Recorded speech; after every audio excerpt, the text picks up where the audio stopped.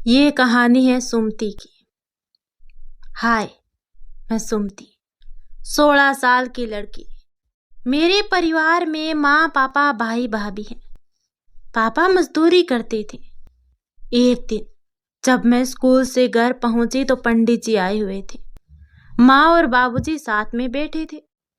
उन्होंने मुझे कहा कि आजा बिटिया, आजा बिटिया, मैं तेरे बारे में ही बात कर रहा था।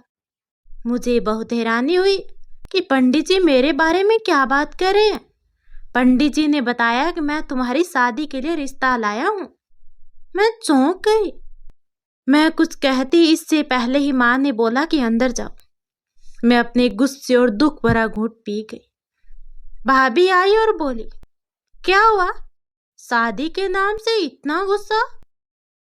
अरे, शादी तो करनी पड़ती है ना, सब करते हैं। मैं कुछ नहीं बोली और मुंह ढक कर सो गई। थोड़ी देर के बाद माँ आ जाती है।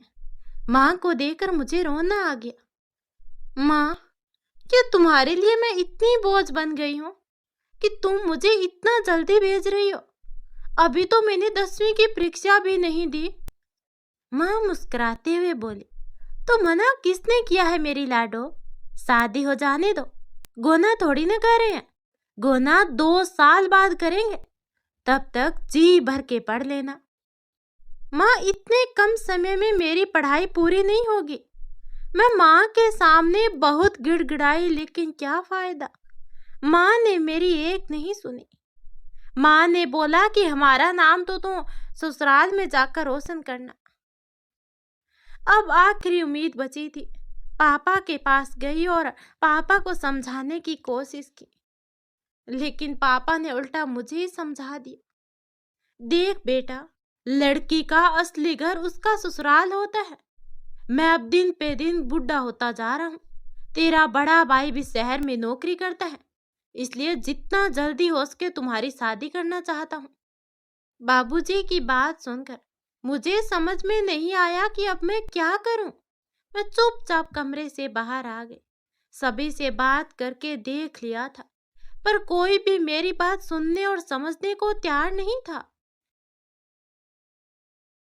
मैं अगले दिन स्कूल के लिए तैयार होने लगी। तभी भाभी बोली, अब चली जाओ। जब शादी पक्की हो जाएगी तब घर का काम सीखने के लिए ज्यादा से ज्यादा घर पर ही रहना। मैं चिल्लाकर बोली, नहीं करनी मुझे शादी। मैं स्कूल बैग लिया और घर से निकल गई। जाना।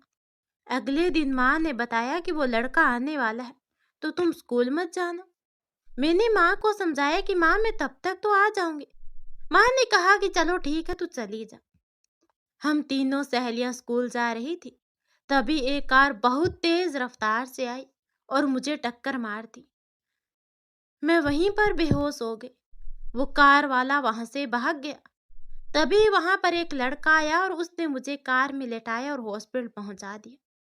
मेरी सहेलियों से नंबर लेकर उन्होंने मेरे पापा को फोन किया। यह सुनकर पापा और माँ दोनों हॉस्पिटल पहुंचे।